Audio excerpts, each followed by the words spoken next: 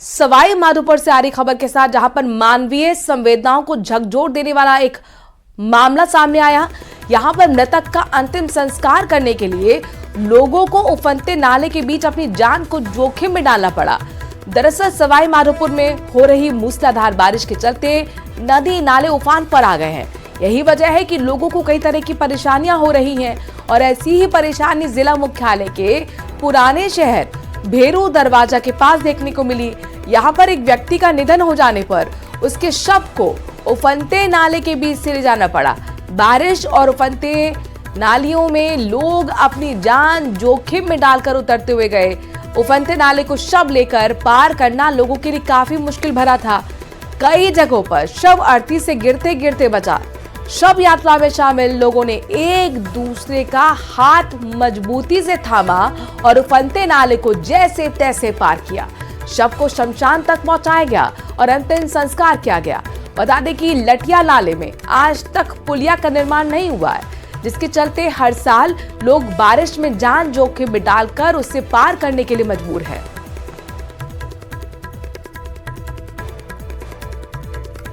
दो तस्वीर आपके सामने है, जहां पर देखिए किस तरीके से मानवता को झकझोर देने वाली ये तस्वीर सवाई माधोपुर से गिरिराज हमारे संवाददाता इस खबर पर ज्यादा जानकारी के साथ जुड़ गए हैं। गिरिराज, हालात ये हो गए हैं कि अब शव यात्रा निकालने में भी लोगों को परेशानी हो रही है। इतनी मूसलाधार बारिश, प्रशासन आखिरकार निकासी के इंतजाम क्यों नहीं कर रहा? और ये नाले अगर उफान पर हैं तो पुलिया का सालों से निर्माण क्यों नहीं हुआ? बहुत बड़ा सवाल। जी निश्चित रूप से एक बड़ा सवाल है और ये जो सवाल है ये सीधे तौर पर मानवीय संवेदनाओं से जुड़ा हुआ सवाल है। सबसे बड़ी बात ये है कि जब कोई व्यक्ति मर जाता है, मृतक के साथ में सारी जो हर व्यक्ति की संवेदनाएं उससे जुड़ी हुई होती है, चाहे वो किसी भी जाति धर्म का हो। और ये जो सवाल है, ये सवाल आज नहीं उठा है, ये तस्वीर आज सामने नहीं आई है। इससे पूर्व में भी ऐसी तस्वीरें सवाई माधोपुर से उजागर होती रही हैं, प्रचारित होती रही हैं।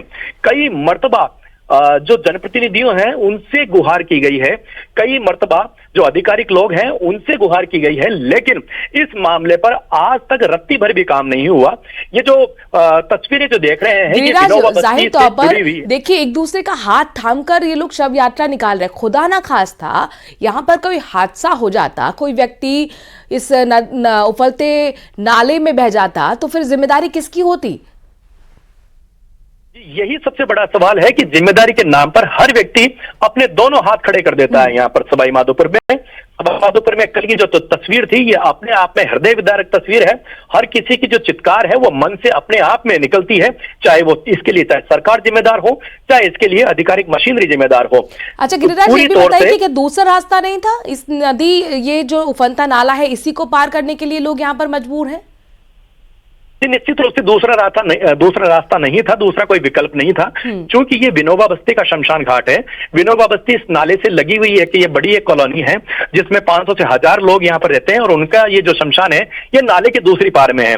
कई बार विनोबा बस्ती के लोग हैं वो इस पर रपट की पुलिया की मांग करते चले आए हैं, क्योंकि शमशान के अंदर कई मर्तबा इन्हें अंतिम संस्कार के लिए वहीं पर जाना पड़ता है। दूसरी ओर जो अंतिम संस्कार करने के लिए जो अन्य जो शवदाग जो बने हुए हैं, वहां पर इन लोगों को जाने की इजाजत नहीं है। ऐसे में विनोबा बस्ती के लिए पृथक से एक जो शमशान है वो यहाँ पर दिया गया है, लेकिन वहां पर जाने का कोई रास्ता नहीं है। ऐसी बारिश में ना चाहते हुए भी इनकी मजबूरी है कि अगर शव यात्रा को निकालना है, शमशान तक पहुंचाना है, तो इस उफनते नाले को पार करना ही पड़ेगा। निश्चित रूप से एक मजबूरी का ही एक बड़ा उदाहरण था, मजबूरी का ही एक ये प्रत्यक्ष प्रमाण था कि लोगों को अपने मृतक को अंतिम संस्कार की प्रक्रिया हेतु शमशान गृह तक पहुंचाने के लिए भी खुद को भी अपनी जान में जोखिम में डालना पड़ा। और यही नहीं, एक व्यक्ति ने नहीं, लगभग 2 दर्जन से अधिक लोगों ने अपनी जान को जोखिम में डाल दिया। उफनते नाले के बीच से किस कदर जो मृतक की जो अर्थी है उसको वहां पर पहुंचाया गया। ये देखिए, ये दशकों हो गया इस बात को, लगभग 2 दशक से कम समय नहीं हुआ, 2 दशक से हालात यही के बने हुए हैं। जब भी जाहिर तौर पर एक बहुत बड़ा तमाचा है ये तस्वीर प्रशासन के लिए, 2 दशक से ऐसी तस्वीर लगातार यहां पर बनी हुई है, कोई कार्रवाई नहीं हो। और अब देखिए हालात ये हैं कि जब नदी नाले उफान पर आ गए हैं तो जान जोखिम में डाल के शव यात्रा को निकालना पड़ रहा है। शुक्रिया गिरिराज, उम्मीद करते हैं इस तस्वीर के सामने आने के बाद अब कोई कार्रवाई प्रशासन करेगा। चित्तौड़गढ़ का रुख कर रहे हैं, जहां पर बेड़च नदी से निकलकर शहर के द्वारका नगर इलाके में पहुंचे 5.5 फीट लंबे मगरमच्छ ने क्षेत्रवासियों में दहशत पैदा कर दी। मोहल्ले में मगरमच्छ की जानकारी मिलते ही बड़ी संख्या में लोग उसे देखने के लिए पहुंच गए। स्थानीय निवासियों ने मगरमच्छ के कॉलोनी में आने की जानकारी वन विभाग को दी। वन विभाग की टीम ने मौके पर पहुंचकर आधे घंटे रेस्क्यू ऑपरेशन चलाया और उसे बस्ती डैम में छोड़ा, जिसके बाद लोगों ने राहत की सांस ली है।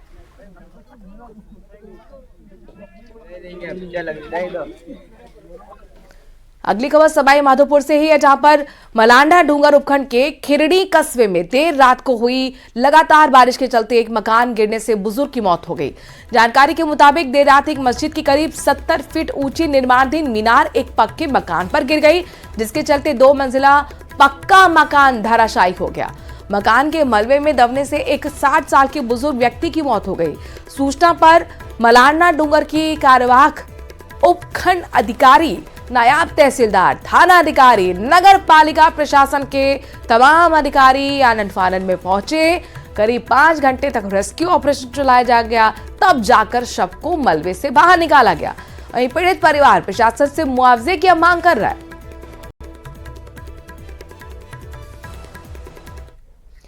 जयपुर से बड़ी खबर आ रही है, जहां पर आमेर के सागर से मगरमच्छ निकला है। वन विभाग की टीम ने खेड़ी गेट से इस मगरमच्छ को पकड़ा और सागर में छोड़ दिया। एक कार के नीचे मगरमच्छ जाकर छिपा हुआ था। आपको बता दें कि इस वक्त नदी नाले उफान पर, और ऐसे में कई बार मगरमच्छ आबादी वाले इलाके में आ जाते हैं। आमेर के सागर से मगरमच्छ निकला और एक गाड़ी के नीचे जाकर छिप गया। तस्वीर आपके सामने, जहां पर देखिए वन विभाग की टीम ने उसे पकड़ा है और अब जाकर सागर में छोड़ दिया है।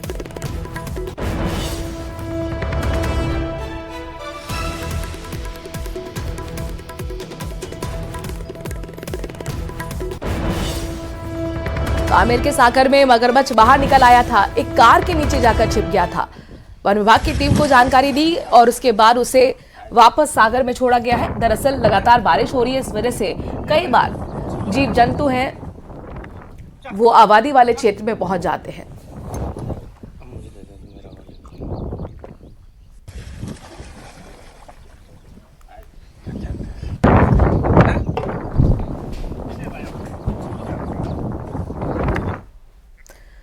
बाबा रामदेव मेले की व्यवस्थाओं का जायजा लेने जोधपुर रेंज के आईजी विकास कुमार ने रामदेवरा पहुंचकर बाबा रामदेव समाधि परिसर सहित तमाम स्थानों का निरीक्षण किया है। इस दौरान उन्होंने पुलिस अधिकारी को जरूरी निर्देश भी दिए। आईजी जोधपुर ने लोगों से अपील करते हुए कहा कि अफवाहों पर बिल्कुल ध्यान न दें और अफवाह आगे फैलाए भी नहीं। साफ किया कि पुलिस ने पत्र में मिली सूचना के बाद समाधि स्थल का बहुत बारीकी से निरीक्षण किया है, कपड़े की घोड़ों की जांच करवा ली है। अभी तक कोई संदिग्ध वस्तु नहीं मिली है। ऐसे में आप आराम से बाबा रामदेव के दर्शन कीजिए।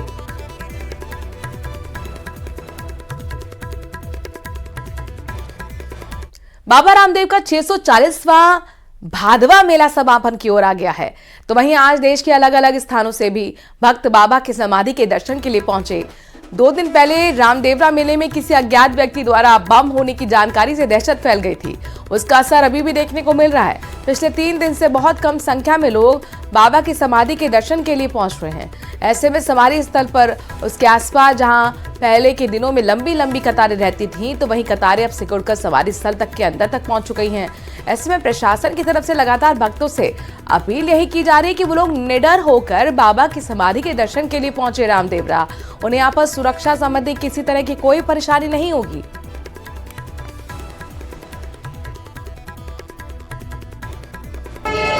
बाबा रामदेवरा मेला में जो किसी ने पत्र लिख के अफवाह फैलाने की कोशिश की थी, वो कोई शरारती तत्व था। उसने ऐसा किया, अफवाह फैलाने, भक्तों में देश भावना फैलाने की कोशिश की उसने। प्रशासन उसकी जांच कर रहे हैं और ऐसा कोई डर या भय जैसा कोई माहौल नहीं है। करें, अब हम सब ठीक है। बाबा का वो अफवाह फैलाने वाली घटना गई थी, वो अफवाह है, कानून अब की व्यवस्था चल रहे हैं कानून पे। स्टेशन जहां पर धमकी भरा पत्र मिला था उसके हालात भी व्यास सर्किल जैसे नजर आए हैं। देर रात जब न्यूज 18 की टीम रियलिटी चेक करने के लिए रेलवे स्टेशन पहुंची तो सुरक्षा व्यवस्था की पोल खुल गई। आतंकवादी गतिविधियों को रोकने के लिए सुरक्षा एजेंसी और रेलवे विभाग बड़े बड़े दावे कर रही है, लेकिन रेलवे स्टेशन पर ना आरपीएफ का जवान मिला और ना ही जीआरपी का कोई जवाब।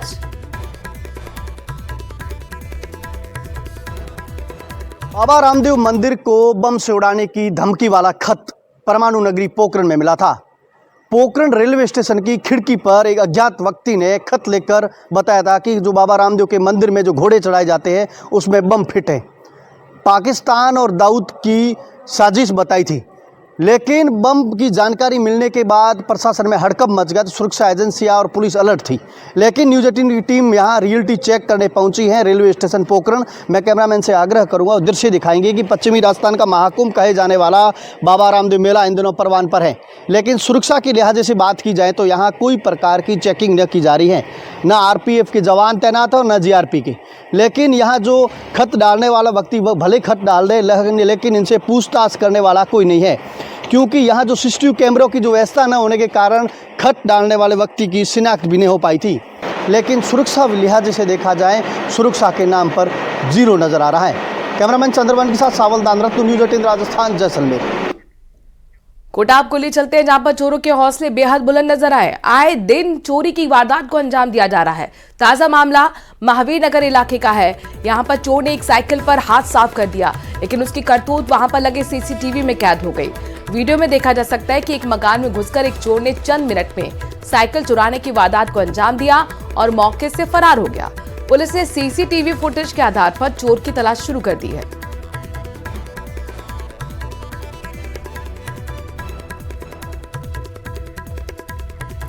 जम्मू के रिहायशी इलाके में पैंथर की दहशत बनी हुई है। 6 दिन बीत जाने के बाद भी पैंथर अब तक पकड़ा नहीं जा सका है।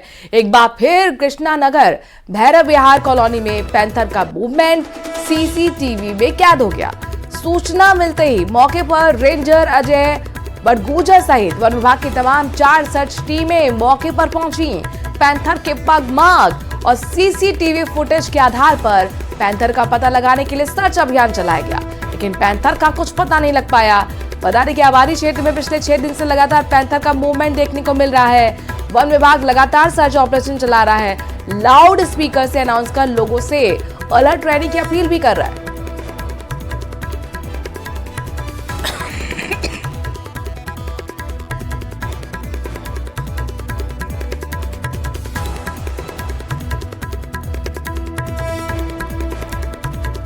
अजमेर रेलवे स्टेशन से किडनैप 4 साल की मासूम के मामले में आपको बता दें चौंकाने वाला खुलासा हुआ है।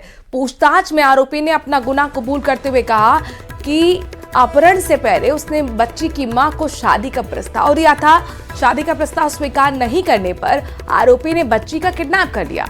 आरोपी ने माना है कि वो बच्ची को अपने साथ रखना चाहता था, उसे पढ़ाना चाहता था। बता दें कि किडनैपिंग की सूचना के बाद पुलिस ने इसी सीसीटीवी जो आपको फुटेज दिख रहा है, इसी के आधार पर आरोपी को अहमदाबाद से गिरफ्तार किया था, बच्ची को दस्तयाब किया था और अब उसने पूछताछ में कई कबूलनामे किए जिसमें उसने कहा कि वो बच्ची को पढ़ाना चाहता था। परसों रात की घटना है, 9:40 करीब एक सिरोही निवासी पीड़ित महिला अपनी बच्ची के साथ दरगाह आई हुई थी और अजमेर स्टेशन पे आबू रोड जाने के लिए स्टेशन पे बैठी थी और इसी दौरान एक अजनबी शख्स आता है और महिला के पास बैठ के बातों में उलझाता, बातें करता है, बच्चे से भी बात करता है। कोटा में स्कूल के बाहर स्कूली छात्रों के बीच हुई चाकूबाजी की वारदात को शिक्षा मंत्री मदन दिलावर ने निंदनीय बताया है। कहा है कि इस मामले में सख्त एक्शन भी होगा।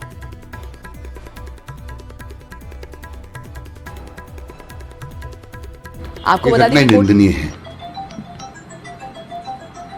और हमने एक ऑर्डर भी जारी किया है कि कोई भी स्कूल परिसर या स्कूल के अंदर नुकीला कोई भी हथियार जिसमें चाकू भी हो सकता है, छुरी भी हो सकता है, दूसरा हथियार भी हो सकता है, वो लेकर के ना जाएं। स्कूली बच्चों में लड़ाई झगड़े की खबरें आती रहती हैं, लेकिन पहले इन खबरों को जहां पीड़ित छात्र के अभिभावक इग्नोर कर देते थे। तो वहीं अब ऐसी खबरों से शहर में सनसनी मच रही है। ऐसी एक परेशान करने वाली खबर कोटा से आई।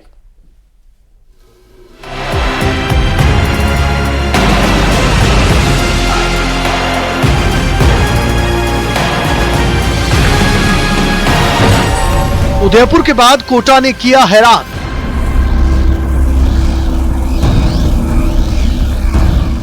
एक छात्र ने दूसरे को चाकू से किया लहूलुहान। मामूली वाद विवाद में जानलेवा प्रहार।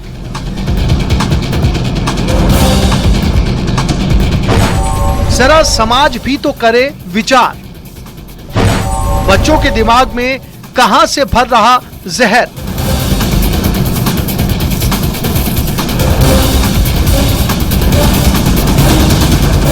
धुंधली तस्वीरों के पीछे का सच बड़ा खौफनाक होता है।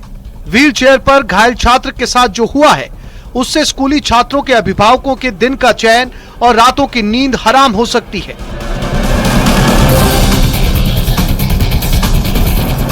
उदयपुर के सरकारी स्कूल के उलट कोटा में एक निजी स्कूल के बाहर 9वीं के एक छात्र ने 8वीं में पढ़ने वाले छात्र को चाकू से लहूलुहान कर दिया। गनीमत रही कि वक्त रहते शिक्षकों ने घायल छात्र को अस्पताल में भर्ती करवा दिया। मामले की इत्तला मिलते ही पुलिस ने स्कूल में पहुंचकर जांच शुरू कर दी। हॉस्पिटल में अभी सूचना मिली थी कि किसी बच्चे के 2 बच्चों में आपस में मारपीट हुई है और प्रकार से घाव करना बताया है। तो अभी दोनों से पूछताछ जारी है, क्या घटनाक्रम होता है, किस मामले में लड़ाई हुई है और किस तरह से इन्होंने एक दूसरे के ऊपर घाव किए हैं। अभी पूछताछ जारी है। बच्चे की हालत कैसी है? बच्चे की हालत अभी स्थिर है। डॉक्टर साहब ने बताया कि स्थिर है। किसी स्कूल में हुई? नहीं, स्कूल के बाहर ये घटना हुई। पुलिस के मुताबिक किशोरपुरा थाना इलाके के अन्नपूर्णा सीनियर सेकेंडरी स्कूल के बाहर दोपहर करीब 2 बजे 2 छात्रों में झगड़ा हुआ, जिसमें 9वीं के एक छात्र ने 8वीं के स्टूडेंट पर ज्योमेट्री में काम आने वाले डिवाइडर से हमला कर दिया। वहीं इस पूरे मामले में घायल छात्र और उसके पिता ने चाकू से हमला करने की बात कही है।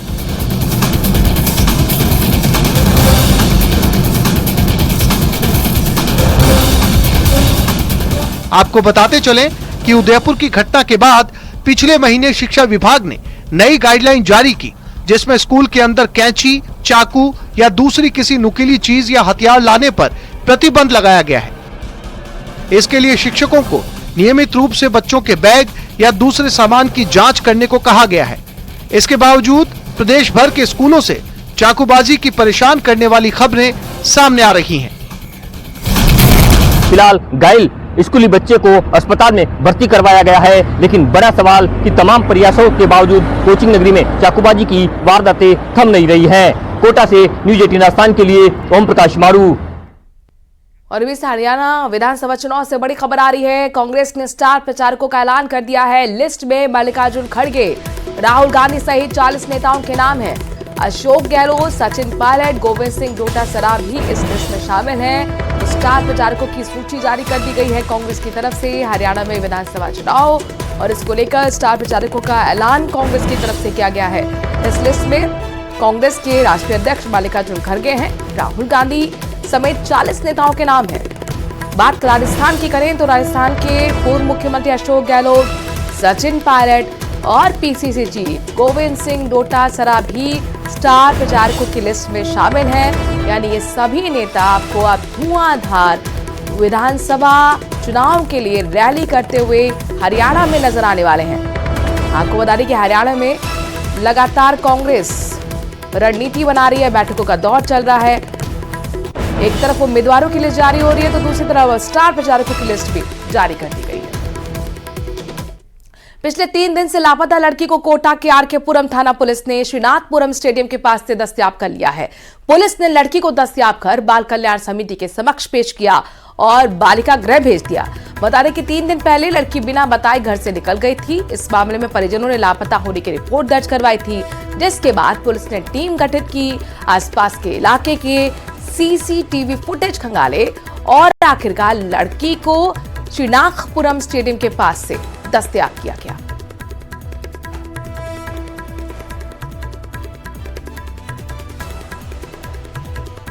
पुलिस जवानों का हैप्पी इंडेक्स बढ़ाने के लिए झुंझुनू एसपी शरद चौधरी ने नवाचार करते हुए जाबाज नाम से व्हाट्सएप ग्रुप बनाया है। एसपी शरद चौधरी के मुताबिक कई बार पुलिस अपनी समस्याएं उच्च अधिकारियों तक नहीं रख पाते, इस कारण उनकी समस्याओं का समय पर समाधान नहीं हो पाता। इसी को ध्यान में रखते हुए एक ग्रुप बनाया गया है। इस ग्रुप में जिले के सभी कांस्टेबल, एसपी, एएसपी सदस्य होंगे और ग्रुप में जिले में कार्यरत कांस्टेबल अपनी समस्या साझा कर सकेंगे ताकि उनकी समस्याओं का समाधान किया जा सके। एसपी खुद इसकी मॉनिटरिंग भी करेंगे।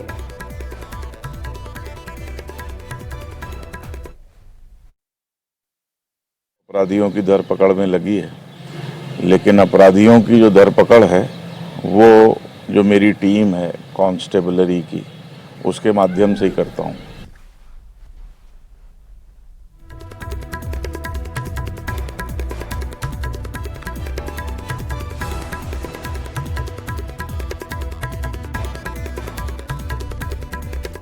बाड़मेर शहर सहित पूरे जिले भर में बारिश के बाद सड़कों की हालत बेहद खराब हो गई है। जगह जगह टूटी सड़कों की हालत ये है कि लोगों का चलना अब यहां पर दूभर हो गया है। टूटी सड़कों से लोगों को हमेशा हादसों का डर बना रहता है। लोगों का आरोप है कि बाड़मेर नगर परिषद में सड़कों के निर्माण में इतनी लापरवाही बरती गई है कि 6 महीने पहले बनी सड़क भी टूट गई है। बारिश से उनमें पानी भर जाता है। ऐसे में कोई भी अनहोनी यहाँ पर हो सकती है। कई बार शिकायत के बावजूद नगर पालिका परिषद या फिर नगर पालिका हो, नगर परिषद हो, कोई भी इस पर ध्यान नहीं दे रहा।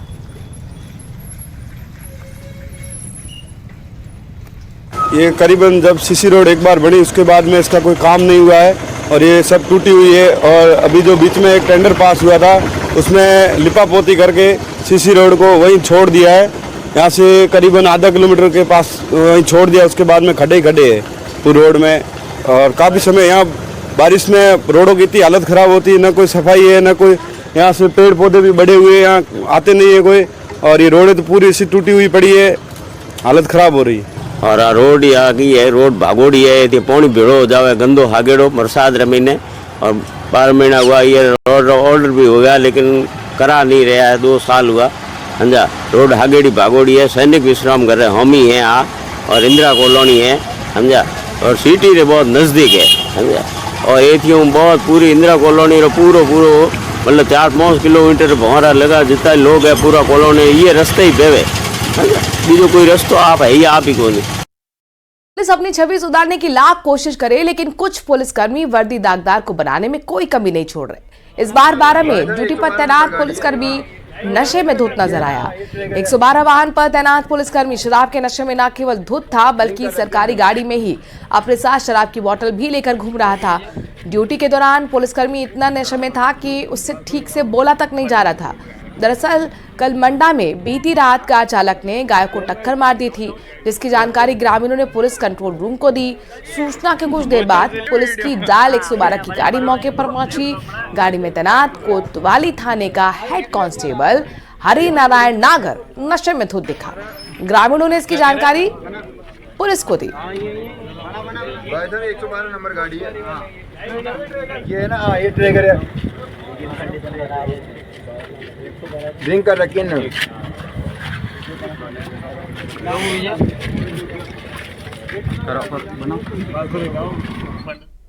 उधर चित्तौड़गढ़ पुलिस नशा तस्करों के खिलाफ कार्रवाई कर रही है और इसी कड़ी में जिले के निम्बाहेड़ा सदर थाना पुलिस ने हाईवे पर नाकेबंदी करते हुए 33 क्विंटल 13 किलोग्राम से ज्यादा का अवैध डोडा चूरा साथ ही एक आरोपी को भी गिरफ्तार किया है। जब्त माल में जो कीमत बताई जा रही है इसकी वो 5 करोड़ के लगभग की है। पुलिस ने आरोपी के खिलाफ एनडीपीएस एक्ट में मामला दर्ज कर जांच शुरू की है। पुलिस के मुताबिक चित्तौड़गढ़ नीमच हाईवे पर नाकेबंदी के दौरान नीमच की तरफ से एक संदिग्ध ट्रक आता हुआ दिखाई दिया, जिसे पुलिस ज़ाब्ते ने रुकवाने की कोशिश की लेकिन ड्राइवर ने ट्रक रोकने के बजाय भगाने की कोशिश की। पीछा करते हुए पुलिस ने तलाशी ली और ट्रक से करीब 33 कुंटल से ज्यादा अवैध डोडा चूरा बरामद किया गया।